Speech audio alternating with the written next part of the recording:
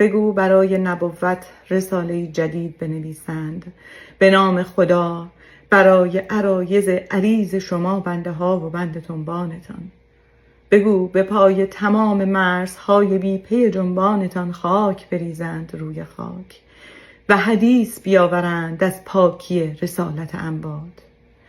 بگو دور تمام مدارهای بسته ارتباط شمع روشن کنند و جمع شوند و برای هرچه حقیقت تلخ و هرچه فضل فاتحه بخوانند بلند بلند.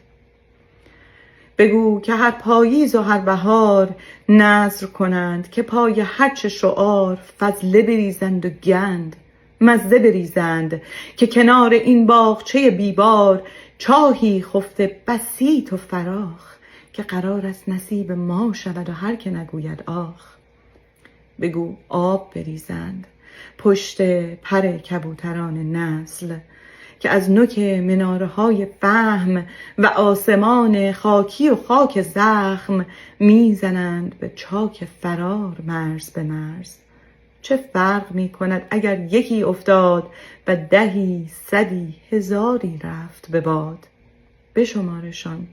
بگو که مغز به مغز به سلامتی دوش دوش حضرت ضحاک صلوات ختم کنند و صلات هر کس 2 رکعت پای قبر. بگو پای قبر بیفتند هلاک با باد قبقب یاد قرنهای قبل. بگو که صبر، بگو که درد، بگو رساله بلند باشد قدش به قدر 1 تومار که پایش امضا کنیم آوار و آمارش نرسد هرگز که چرا و چند و صدایش نشود هرگز بلند.